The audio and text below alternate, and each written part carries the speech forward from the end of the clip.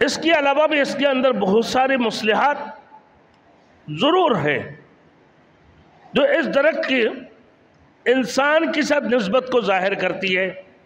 حضور صلی اللہ علیہ وسلم نے یہ بھی فرمایا کہ میں نے اس بیر کا پھل بہت بڑے بڑے مٹکوں جیسے دیکھا۔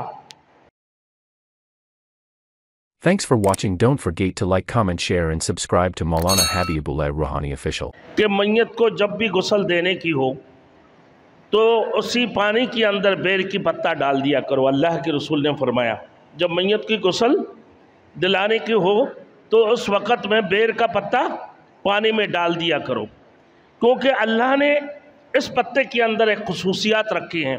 وہ کیا ہے؟ کہا کہ اس میں پتوں میں میل کچل کو صاف کرنے کی ایک صلاحیت موجود ہے۔ اس کے علاوہ بھی اس کے اندر بہت سارے مصلحات ضرور ہے جو اس درخت کی انسان کے ساتھ نسبت کو ظاہر کرتی ہے۔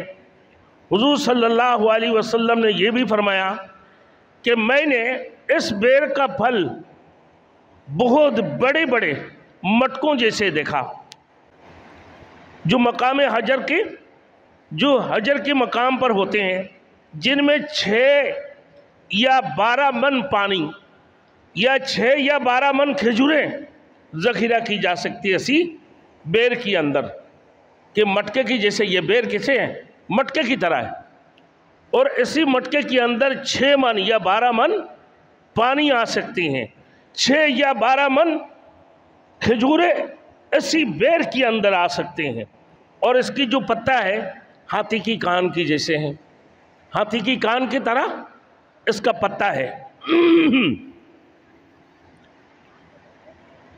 اب اس بیر کی جو جڑ ہے اس کی نیچے حضور صلی اللہ علیہ وسلم نے فرمایا کہ معراج کے موقع پر میں نے اس درخت کی جڑیں اس درخت کی جڑ میں 4 نہریں دیکھا۔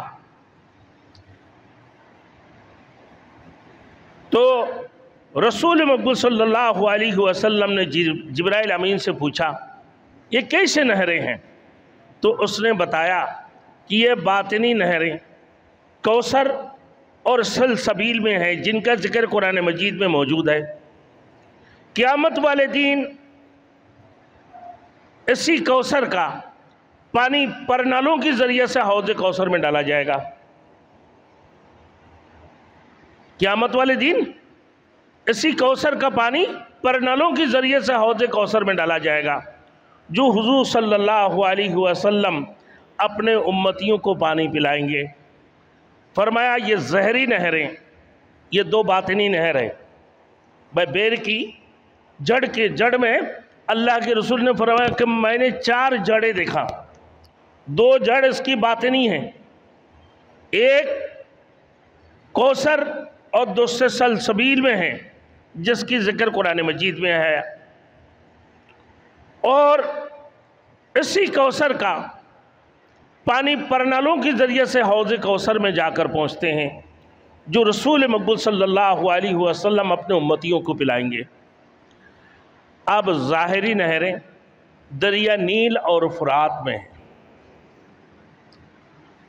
اگرچہ انسانی فہم میں یہ بات نہیں آتی ہے، انسان سمجھ نہیں پاتے ہیں بھائی یہ دریا نیل اور فرات اسی میں 2 ظاہری نہر ہیں، انسانی عقل یہ کام نہیں کرتے ہیں، مگر حقیقت یہ کہ نیل بھی بڑی بابرکت نہر ہے جو 4000 میل لمبی ہے۔ یہ افریقہ کی پہاڑوں سے نکل کر صحراؤں کو عبور کرتے ہوئے اور مصر کو سیراب کرتی ہوئی بحر کلزم میں جا کر گرتی ہے۔ دریائے نیل، اس کا تعلق کسی نہ کسی طریقے سے سدرۃ المنتہا کے ساتھ اس قسم کا مشاہدہ ہم نے دیکھ کر ذرائع سے بھی کرتے ہیں۔ مثلا سمندر میں پیدا ہونے والے مد جزر یعنی پانی کا اتر چڑھاؤ جس کو ہم عام الفاظ میں جوار بھٹا کہتے ہیں، اس کا تعلق چاند کے ساتھ ہوتی ہیں۔ جب دریا کی پانی چاند کی سیدھ کے برابر آ جاتے ہیں تو سمندر میں زجر آ جاتی ہے۔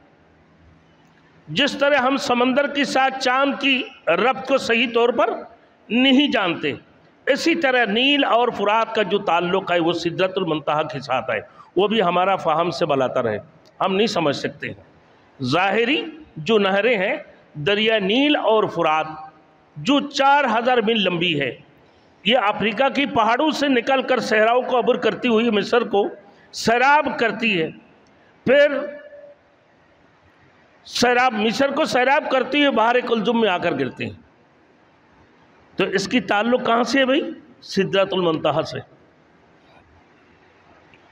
جیسے سمندر میں پیدا ہونے والے کو مد و زجر یعنی جوار بھٹا جب آتا ہے تو چاند اور سمندر کی پانی میں جب ایک ہی لکیر ہو جاتی ہے، ایک ہی لائن آ جاتی ہے، تو اس وقت میں کیا ہوتی ہیں؟ یہ چاند کی جب شروع ہوتی ہیں تو اس کی کوئی حالت ہوتی ہے سمندر کی، جب چاند کی آخر میں اس کی اور کوئی حالت ہوتی ہے۔ چاند سمندر کی تعلق چاند سے،